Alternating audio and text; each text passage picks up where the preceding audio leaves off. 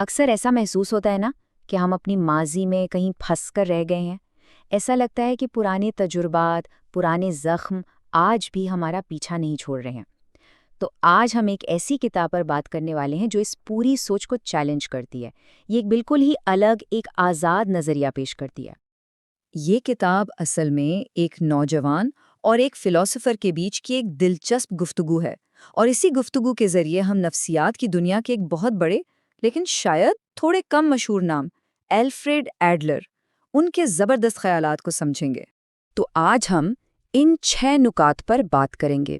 ہم ایک بہت عام مسئلے سے اپنی بات شروع کریں گے اور پھر دیکھیں گے کہ کیسے قدم بقدم ایک بالکل مختلف حل تک پہنچا جا سکتا ہے۔ تو چلیں شروع کرتے ہیں۔ پہلا حصہ، ماضی کا جال۔ کیا ہم واقعی اپنی تاریخ کے قیدی ہیں؟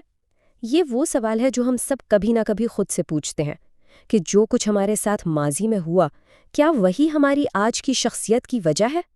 تو سوال یہ ہے کہ کیا ہماری ناخوشی کی وجہ ماضی میں ہوئے واقعات ہیں؟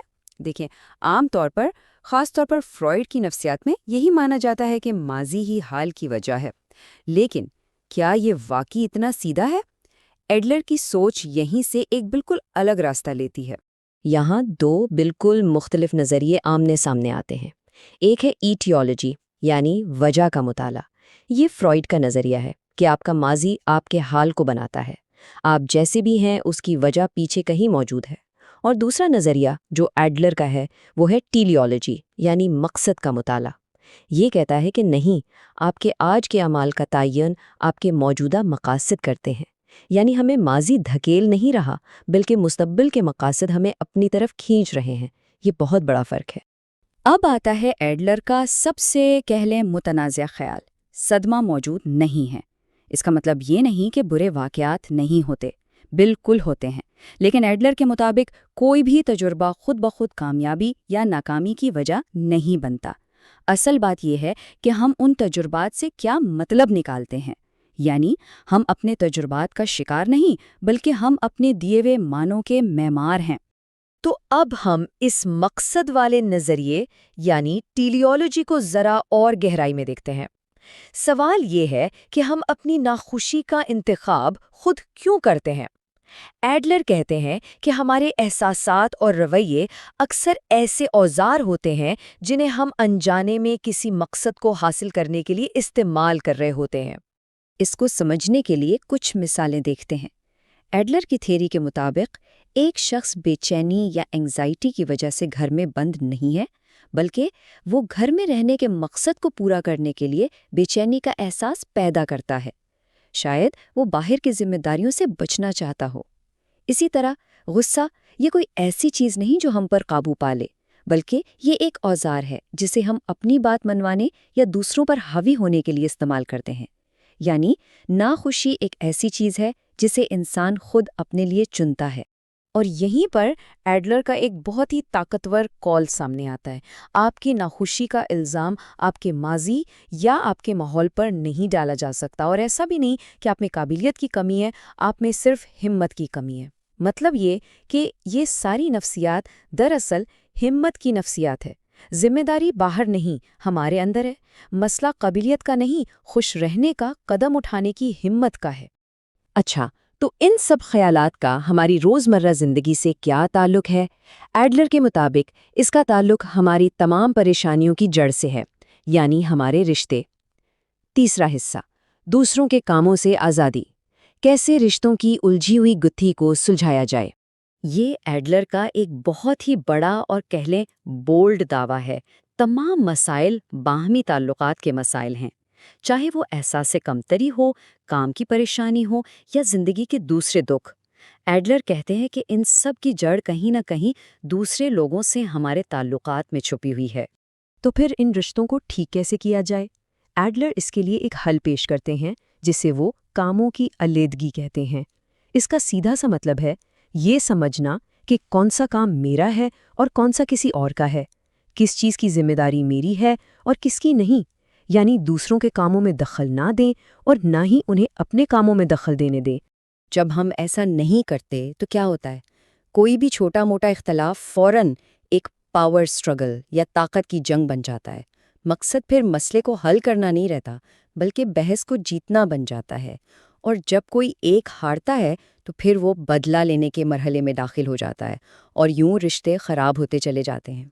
یہ سب کچھ ہمیں اس کتاب کے بالکل مرکزی خیال کی طرف لے جاتا ہے۔ حصہ 4، ناپسندیدہ ہونے کی ہمت، یعنی آزادی کی اصل قیمت کیا ہے۔ یہاں آزادی کا تصور سیدھا جڑا ہوا ہے اس خوف سے کہ دوسرے ہمارے بارے میں کیا سوچیں گے۔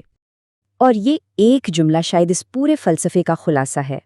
خوش رہنے کی ہمت میں ناپسندیدہ ہونے کی ہمت بھی شامل ہے۔ مطلب یہ کہ حقیقی خوشی اور آزادی تبھی مل سکتی ہے جب ہم اس حقیقت کو قبول کر لیں کہ ہم سب کو خوش نہیں کر سکتے، اور یہ ٹھیک ہے۔ آزادی میں جینے کا مطلب ہی یہی ہے کہ ہم دوسروں کی پہچان یا منظوری کے محتاج نہ رہیں۔ یہ جو ہر وقت دوسروں سے اپروول کی ضرورت ہوتی ہے نا، یہ ایک ایسی قید ہے جو ہم نے خود پر لگائی ہوئی ہے۔ اصل آزادی تو تب شروع ہوتی ہے جب ہم تعریف یا تنقید کی پرواہ کیے بغیر وہ کرتے ہیں جو ہمیں صحیح لگتا ہے، جب لوگ کیا کہیں گے کا خوف ختم ہو جاتا ہے۔ اور یہ بالکل بھی آسان نہیں ہے۔